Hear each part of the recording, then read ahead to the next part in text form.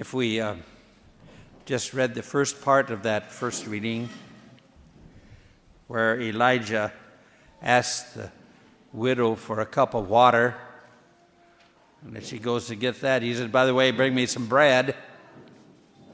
Oh, yes, some cake too. We would kind of be angry, don't you think?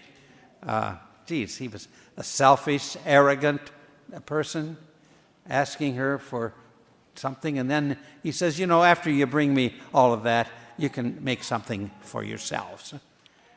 Kind of gets you, huh? Some of you women may say, times haven't changed. Huh?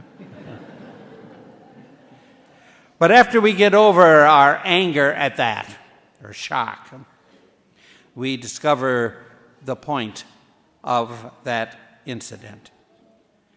That it's a story of tremendous faith and trust, not only on the part of the widow, but on the part of Elijah himself. If Elijah didn't have any faith, that incident would be an incident of pure, simple abuse. But Elijah was able to say to her, don't be afraid, because he trusted that the Lord would fulfill what he had predicted for her. The jar of flour would not go empty.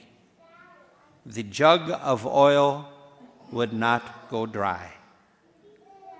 And the widow, too, had to have a lot of faith and trust in God and in the words of Elijah.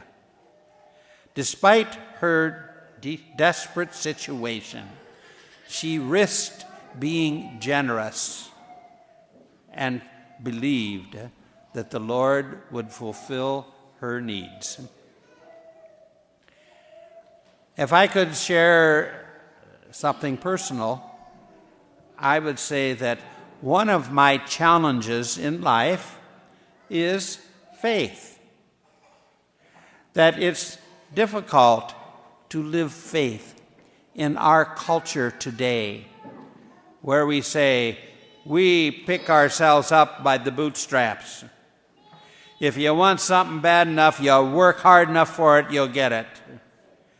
And we think it's kind of shameful for people to beg from others. It's difficult to live by faith and to proclaim that God will respond to our needs in this culture. But how did Elijah convince the widow of his words? He was not a great dignitary who happened to be coming through town. As a matter of fact, his life was desperate also, because he had just chastised King Ahab for not trusting in God, and Ahab was after his head. Yes, Elijah was running for his life. But he continued to live his faith, believing in the power of God, proclaiming God to the world, and backing that up by living a very simple life, trusting that God would provide. And consequently, the widow saw him as a holy man and trusted his words. I would ask you all, if you would please, pray for all of us priests and bishops, that we, as the scribes, will not be severely punished.